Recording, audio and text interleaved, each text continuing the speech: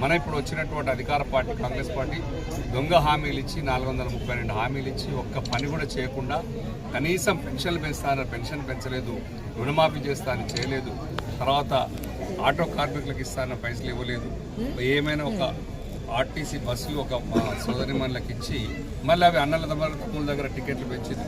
ఇక్కడ సబ్సిడీ ఇస్తున్నట్టే ఇక్కడ ఫ్రీగా తీసుకుపోతున్నట్టే, కానీ మా అన్నలు ఎక్కితే డబల్ ఛార్జీలు వసూలు చేసి ముక్కు పిండి వసూలు చేస్తున్నారు. ఏ పని చేయట్లేదు. ఇలాంటి విపత్కరమైన పరిస్థితిలో ఉన్నటువంటి ఈ ప్రభుత్వాన్ని ఇక్కడే నిన్న మొన్న జరిగినటువంటి ఒక బొగ్గు స్కామ్ని బయటికి పెడితే హరీష్ రావు గారు బొగ్గు స్కామ్ వల్ల ముగ్గురు మంత్రుల మధ్య నడుస్తున్న సీఎం మధ్యలో వీళ్ళందరి మధ్య నడుస్తున్న లావాదేవీలు నచ్చక వాళ్ళ గిట్టుబాటు కాక బయట పెట్టుకున్నటువంటి దాన్ని హరీష్ రావు గారు బయట పెడితే దాని మీద వెంటనే సిట్ కమిషన్ వేసి హరీష్ రావు గారు పిలిచారు.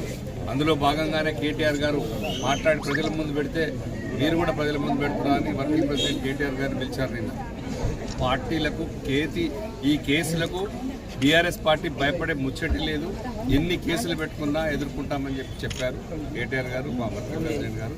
ఇవన్నీ ఈ రాష్ట్రం అభివృద్ధి పడాలంటే పోయిన పాలన మళ్ళీ తిరిగి రావాలంటే అంత రెట్టింపు ఉత్సాహంతో మళ్ళీ పనిచేసుకోవాల్సిన అవసరం మనకు వచ్చింది. అంత దౌర్భాగ్యమైన స్థితిలోకి కనీసం యూరియా ఇవ్వలేని పరిస్థితిలో ఉన్నారు ఈ రాష్ట్రంలో. రైతులకు పెన్షన్ లేవు, యూరియా ఇవ్వలేని పరిస్థితిలో ఉన్నారు. రైతు బంధు మనం 10,000 ఇస్తే వాళ్ళు 15,000 ఇస్తున్నారు. 2 సార్లు ఎగ్గొట్టారు ఆల్రెడీ. ఏ పని కూడా చేయలేదు. చేయాల్సింది ఏంటంటే మనం కష్టపడి ఈ ఇల్లెందు మున్సిపాలిటీని ఖచ్చితంగా మనం గెలిపించుకోవాలి. దొంగలు వస్తారు, బ్లాక్ మెయిలర్స్ వస్తారు, అహంకారులు వస్తారు, ఇక్కడికి వచ్చే వాళ్ళు డబ్బున్న వాళ్ళు వస్తారు, అందరూ వస్తారు, తీసుకుపోతారు. మనకు సపోర్ట్ చేస్తా అన్న వాళ్ళని కూడా, మన పార్టీకి సపోర్ట్ చేస్తా అన్న వాళ్ళని కూడా తీసుకొని బెదిరిస్తారు.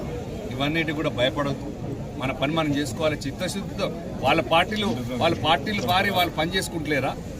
వాళ్ళు ఉన్న పార్టీలో పని చేసుకుంటలేరా?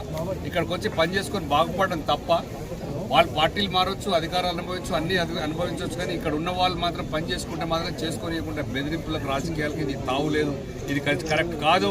ఎవరైనా కూడా ఏ పార్టీల చిత్తశుద్ధితో వాళ్ళు పని చేసుకోవడానికి కోఆపరేట్ చేయాల్సిందే. ఇక్కడ చేయొద్దు, ఇది చేయనీయమని బెదిరింపులు సహజంగా ఇది కరెక్ట్ కాదు అని చెప్పేసి నేను తీవ్రంగా ఖండిస్తున్నా. దీన్ని ఎట్టి పరిస్థితుల్లో క్షమించేయలేదు, ఉపేక్షించేయలేదు. అట్లా భయపడేటోళ్ళు కూడా ఇక్కడ ఎవరు లేరు. అట్లా భయపడేటోళ్ళు ఉంటే కూడా మాకు అవసరం లేదు కూడా. ఎందుకంటే ఇది ఇల్లందు, కొత్తగూడెం, ఉమ్మడి ఖమ్మం జిల్లా. ఇది ఉద్యమాల గడ్డ, ఇది కమ్యూనిస్టుల గడ్డ. ఇక్కడ కమ్యూనిస్టులు పెరిగిన వాతావరణం. ఇక్కడ అలాంటి వాతావరణానికి అలాంటి బెదిరింపులకు తావే లేదు. దీన్ని ఖచ్చితంగా మేము ఎదుర్కొంటాం, తిప్పుకొడతాం. ఎట్టి పరిస్థితుల్లో కూడా ఈ ఇల్లందు మున్సిపాలిటీని బీఆర్ఎస్ పార్టీ, గులాబీ పార్టీ కైవసం చేసుకుంటుంది. ఖచ్చితంగా కూడా మళ్ళీ 2028లో వచ్చే ఎలక్షన్లో కేసీఆర్ గారు బీఆర్ఎస్ పార్టీ గులాబీ జెండా కారు గుర్తుపై ఓట్లేసి అత్యధికమైన సీట్లు ఓన్లీ ఉమ్మడి తెలంగాణలో 2014లో ఒక సీట్ వచ్చినా, 18లో ఒక సీట్ వచ్చినా, 23లో ఒక సీట్ వచ్చినా, ఈసారి ఒక్క సీటు కూడా కాంగ్రెస్కు రాకుండా 10 మేము కొట్టాలని పరిస్థితిలో ఇక్కడి నుంచే మనం. ఎందుకంటే గ్రామ పంచాయతీ ఎలక్షన్లో గ్రామ సర్పంచులు మనకు ధైర్యాన్ని ఇచ్చారు. వాళ్ళని మనం పట్టించుకోకపోయినా వాళ్ళు ఒక యుద్ధం చేసి గెలిపించారు. 40% దాకా సర్పంచులు వచ్చినాయి ఈ రాష్ట్రంలో. జనరల్గా అధికారంలో ఉన్న పార్టీకి పోతే అన్ని తప్ప ప్రతిపక్ష పార్టీకి రావు. అదే ధైర్యంతో పల్లెల్లో ఉన్న ఓటర్లే మనకి ఇంత సపోర్ట్ చేస్తే, పట్టణాల్లో ఉన్న మేధావులు, తెలియకల వాళ్ళు మన అందరం పార్టీకి ఇంకెంత వాళ్ళు 40% చేస్తే మనం కనీసం 65-70% తెచ్చుకోవాలి. అది ఎదుర్కొందాం, సమిష్టిగా ఎదుర్కొందాం, కష్టపడదాం.